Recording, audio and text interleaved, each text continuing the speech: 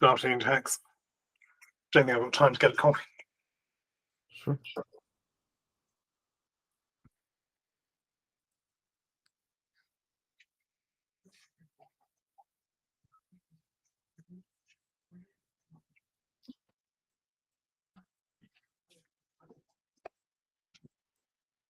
Hi, Johnny. Well, hello. Good discussion yesterday at the SIP editors meeting. Yeah, man. It was actually quite fun. Yeah. Although a bit different for them, right? To be focused only on one topic for a long period of time and to not cover. I mean, I think Phil was a bit annoyed because it meant that they were covering less other SIPs. Yeah. So a SIP editors meeting isn't really the place to do a technical review, right? But Yeah.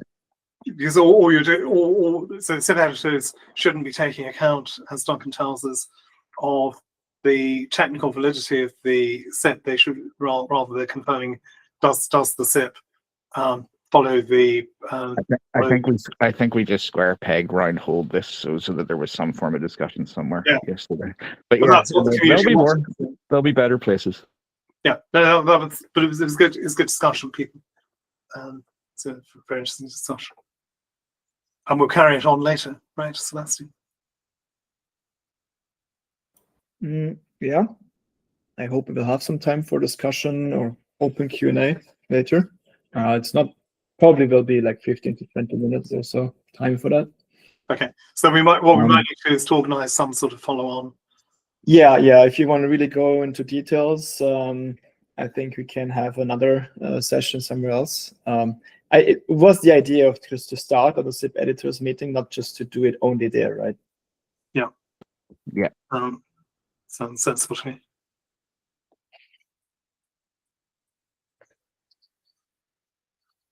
Hi Neil. Hi Alex. Hi.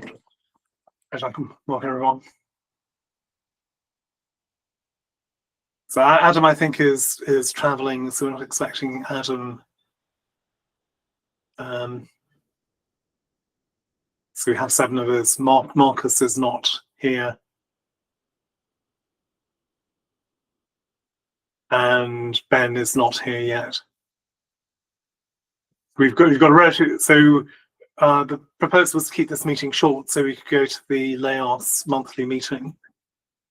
So rather than waiting several minutes for people to join us, what I'd probably propose is we get on with the agenda and then fill people in if they join us late. Is everyone okay with that?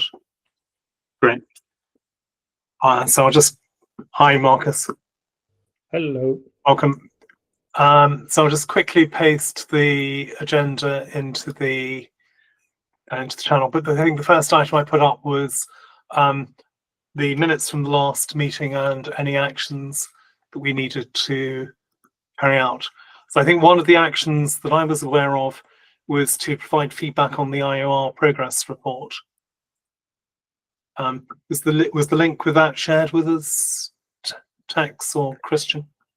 Yeah, the links were emailed directly to all members that were invited to or part of the meeting last week.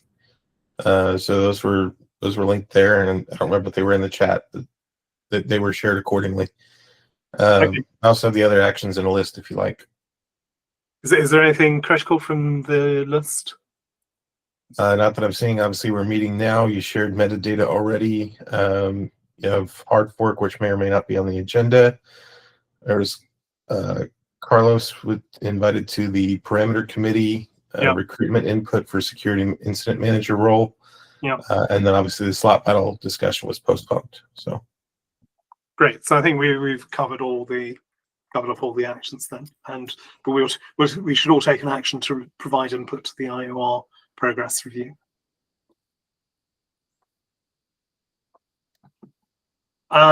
So got several items on the agenda today, which I've put in the chat and pinned. Is there anything anyone wants to add to that? Anything anyone wants to remove from that? Given the time, we probably won't get through all the items in detail, but we can carry anything that we don't cover, we can carry over to the next meeting. So first thing is Hardfork Working Group update. So I met earlier today with Tex, Christian, and with Jessica from IO to discuss this, and and Matt Davis from Intersect. And what we've agreed is we should reform the Hardfork Working Group. We had a discussion about the procedures for that. We discussed the time-based release proposal that Nicola and Adam were promoting.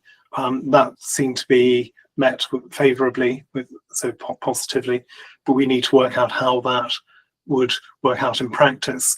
And what we propose is to reconvene the meeting starting from the end of this month, from the end of October.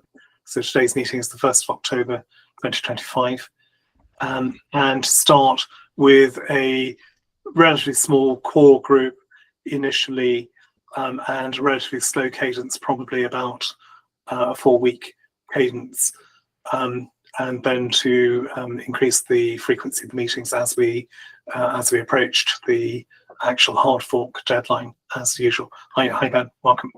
So we're just discussing the hard fork working group update, and he's gone. No, you're still there.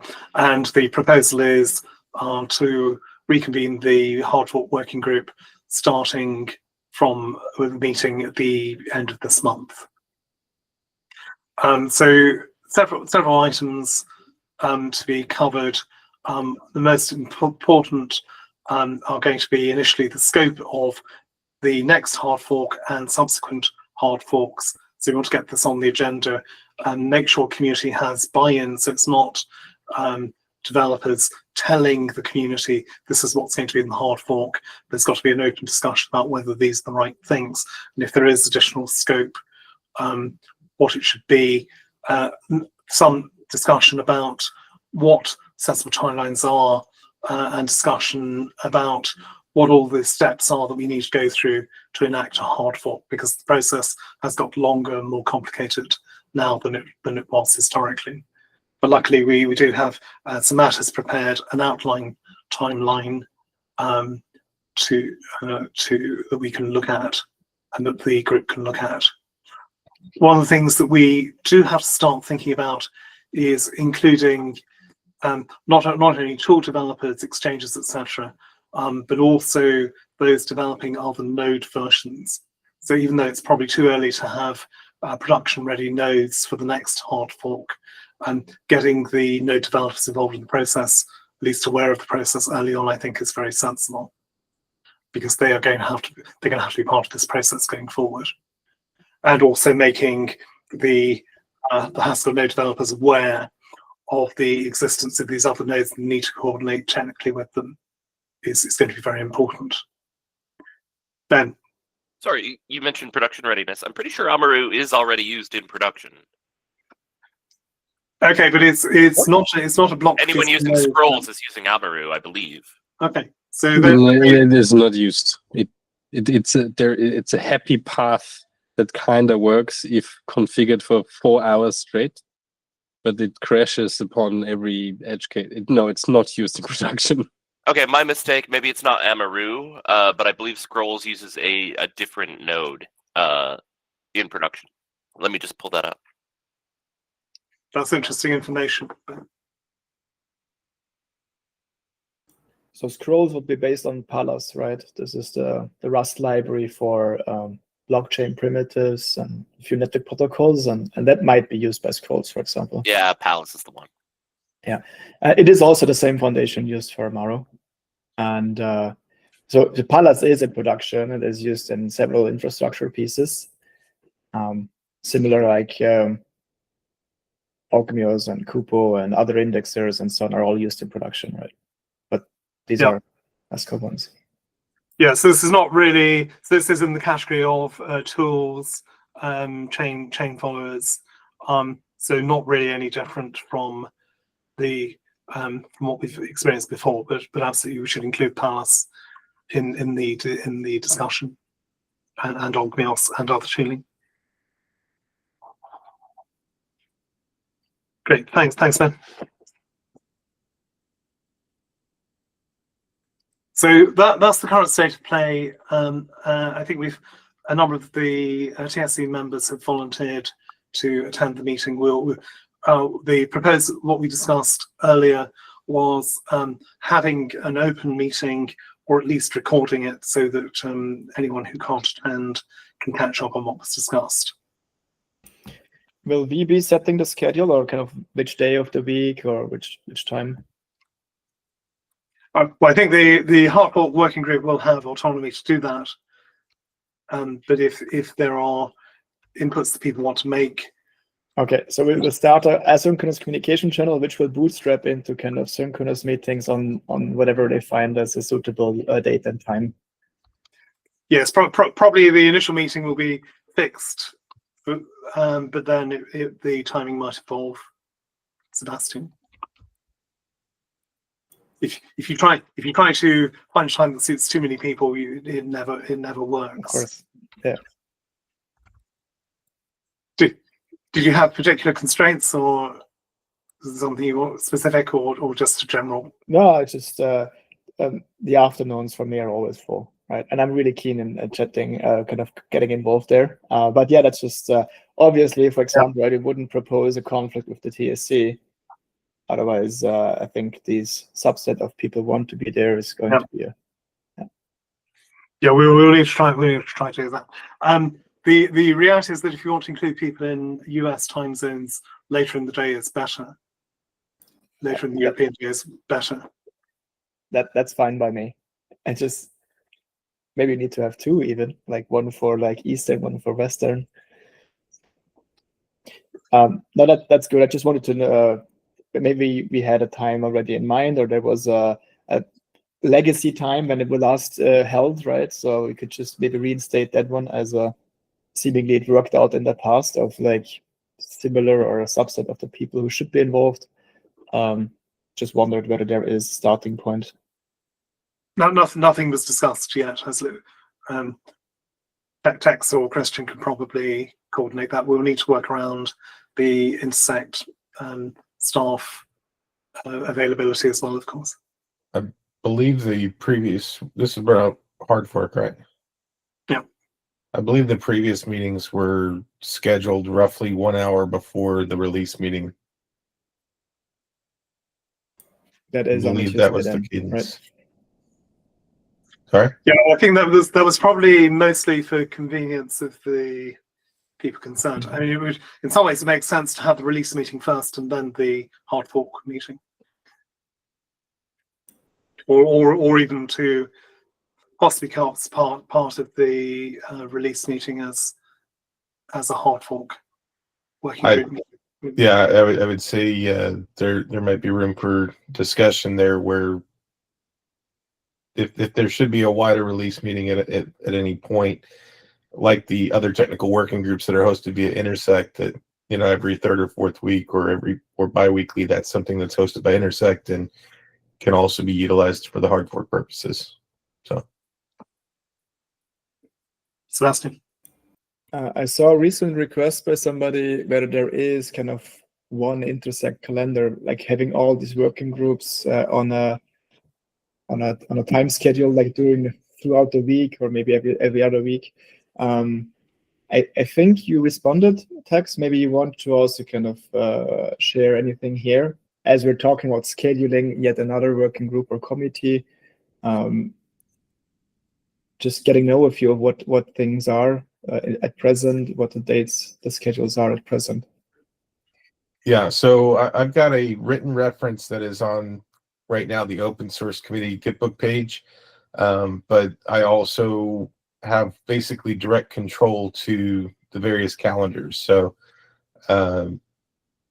if it's not on the Intersect events calendar and thereby transferring to the event dashboard that some of you may have seen, then for whatever reason, I'm not aware of it. And the Intersect events calendar is what populates Discord. And then there's a certain script that populates that to the events dashboard. So basically, I mean, not to be a bottleneck or a stopgate, but that all comes through me. So if you're not seeing something, it just means that I have not been approached or given the correct information. That sounds wonderful. Can you provide a link to that events calendar you mentioned? It's just a matter. It's an internal only access to update that, and I don't believe that. Last I knew is that they didn't want the public link to that being shared because it again that calendar is accessible in Discord, which I understand only shows 2 weeks at a time. Okay, so if somebody wants to know what's the schedule, Discord is the ground truth for that kind of public reference. For what's upcoming in the next 14 days, yes. Okay, Yeah. so the events summary in the Intersect Discord server. Yes. But the fact that it only covers 2 weeks is a bit of a problem for irregular meetings. Text. Understood. And that's why we've started putting some of those on the events dashboard to see that a little bit further.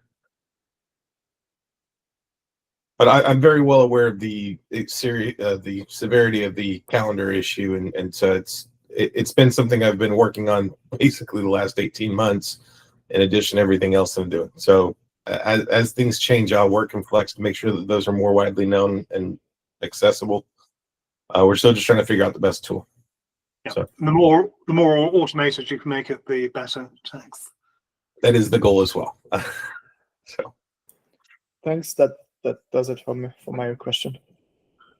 Great. Should we move on through the agenda? Yeah. So conscious of the time, Alex, do you want to skip ahead to the parameter changes? I think we need some vote on that here. Is that okay? This is the max TX unit. We need confirmation from the TSC. Sure.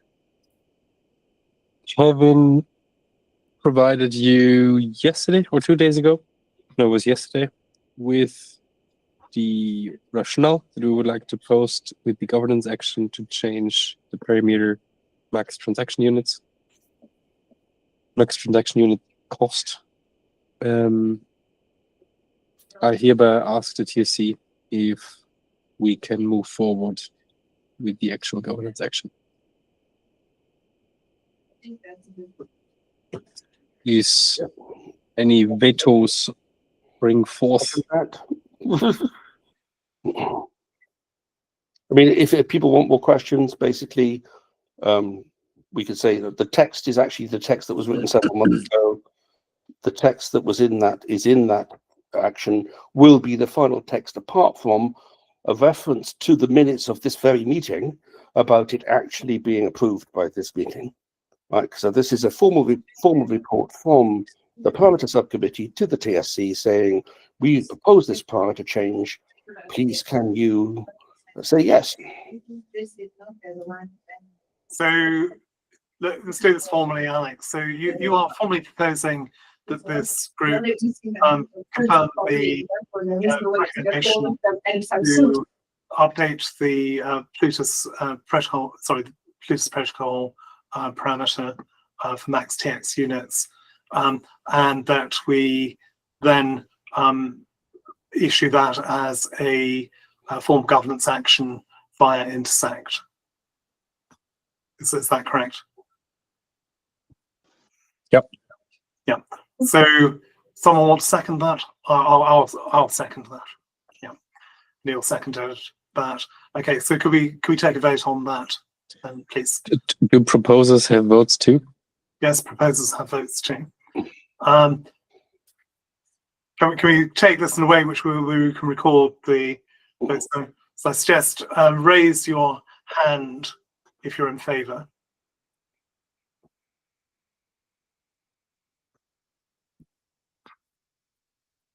So I'm seeing, is it 7 in favour? 8. 8 in favour.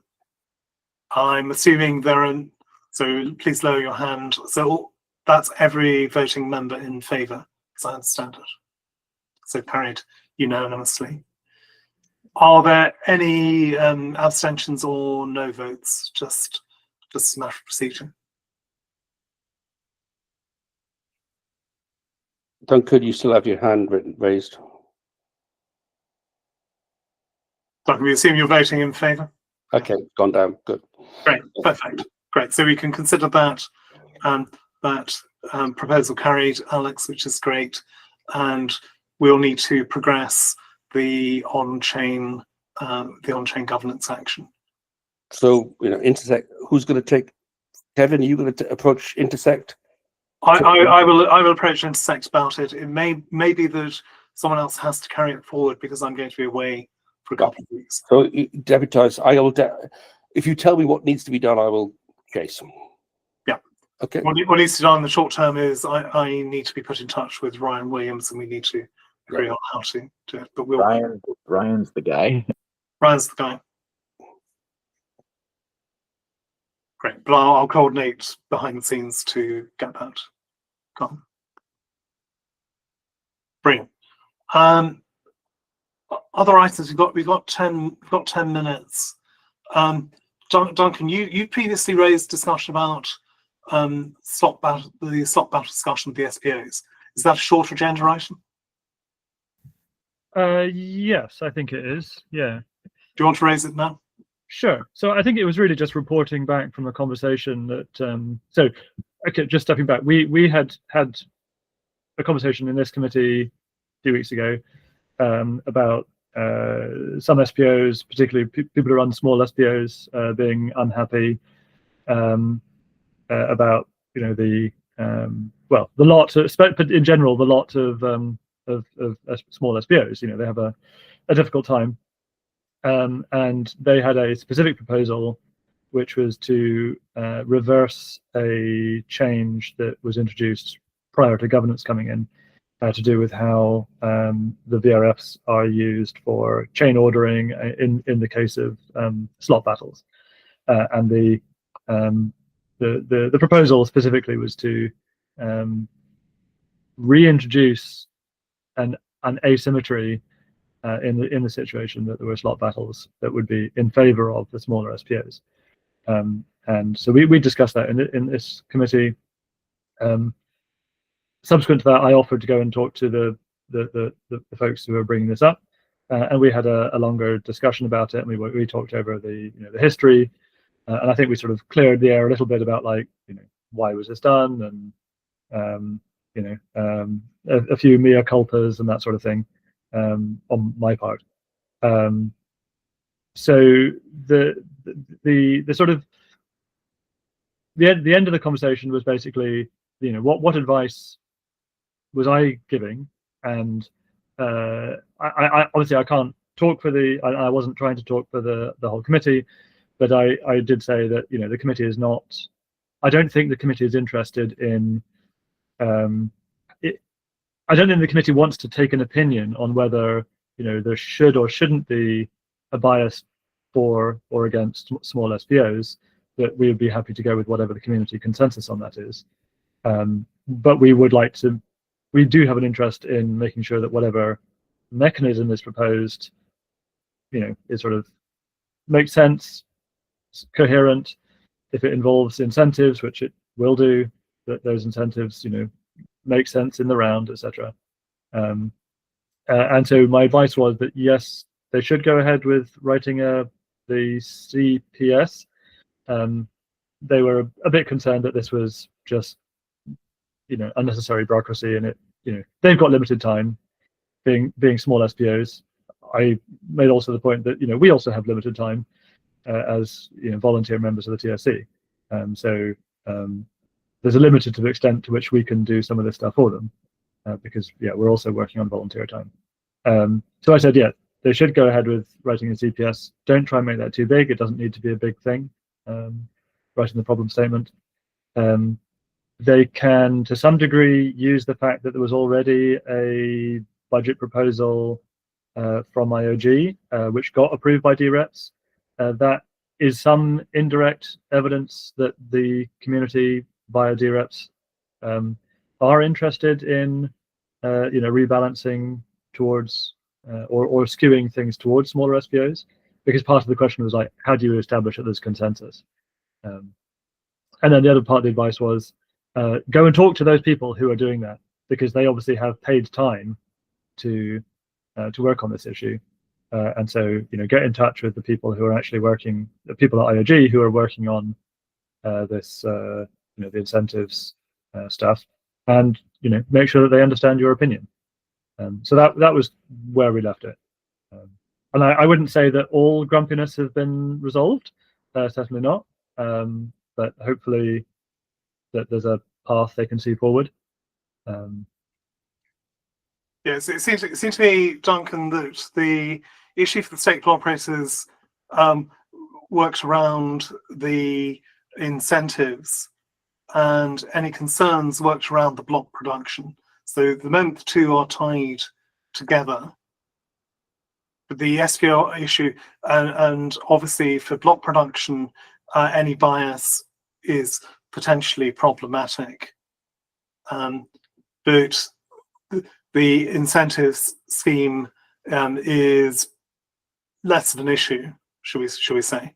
And so I think the SPO issue is really about the incentives rather than the block production. Yeah, and we made the point, and we went over this issue again and again about how much, the thing that they were looking at, how much was that actually going to change. The point I kept making was that, it's very little, and that they probably want something that is tunable and something that's much more substantial than something that only makes a difference, 1% of the time or 2% of the time, thereabouts. That's not enough to make a small SPO profitable. So yes, absolutely, it should be part of the incentive stuff. Which and as you say, that doesn't. Although we didn't actually make this point clearly in the meeting, we're just saying that they need to come up. The point is they need to say the problem clearly, and then the people who are working on a potential solution can think about potential solutions. And those aren't the same groups of people. And that's another reason why writing a problem statement is actually really useful here. Because it's not unreasonable to expect them to work out, a mechanism and do all the incentives analysis. But if they can clearly state the problem and they can get community consensus that people agree that that is a problem, that we want to support, skew things towards small SPOs, so long as it doesn't have, create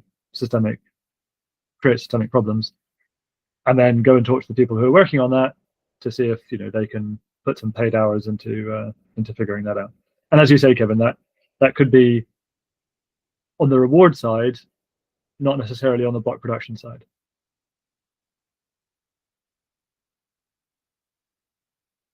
So I think that's maybe a rather long-winded summary. Great. See, Nicholas has commented on that as well. Johnny. I'll just add that the IOE budget line, I think Carlos Lopez de Lara is currently taking active feedback on this. So if there's anybody watching this meeting, that would be a point of contact to continue discussion. Yeah, thank you. Great. Yeah, I wasn't quite sure who they were supposed to contact, so thanks.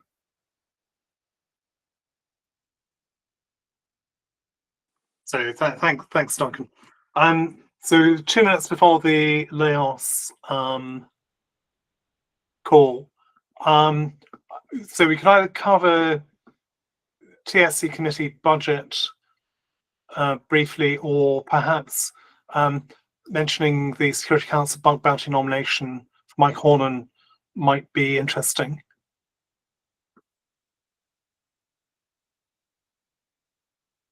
Is Christian with us? No. Yeah, I'm here. Sorry. Christian. Yeah. Do you want to quickly cover?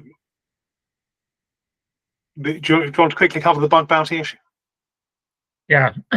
So what we're doing is the OSC a while back, as we were still drafting the budget, wanted to compensate Mike Hornan for his vulnerability disclosure before Plomin, and make that the first payment of the bug bounty program.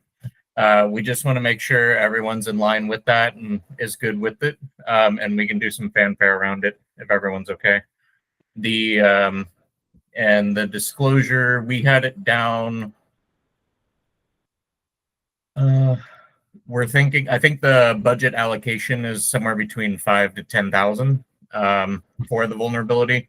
That's up to the Security Council right now to make a recommendation, and then we'll bring it to the TSC and OSC for their thoughts and comments as well related to this. So, Always nice to see the efforts of community members recognised in this way, Christian. I'm sure Neil is intimately familiar with the vulnerability raised around Christmas. You can say that. I wouldn't possibly comment. No comment. So conscious of the Laos meeting is about to start, I'll just quickly mention the TSC budget issue. So so at the ISC meeting on Monday, it became clear, and it wasn't clear to me before, that it would be possible for TSC to apply to put forward its own budget proposal for operational cost that we didn't get in the earlier round, with the agreement of the board. So what I had thought is that this was in the control of the budget committee. Apparently it isn't. But apparently what we would be able to do would be to put forward a proposal to the board, request support for putting in operational funding, an operational funding request. And that could cover things that we discussed, like support for the Hard Fork Working Group, perhaps, support for technical town halls and other things. So I'm just raising it here as a possibility, and we can carry on discussion of that in the Slack channel or in future meetings. But it did seem like an interesting change in perspective. Something that would help us progress the goals of this group.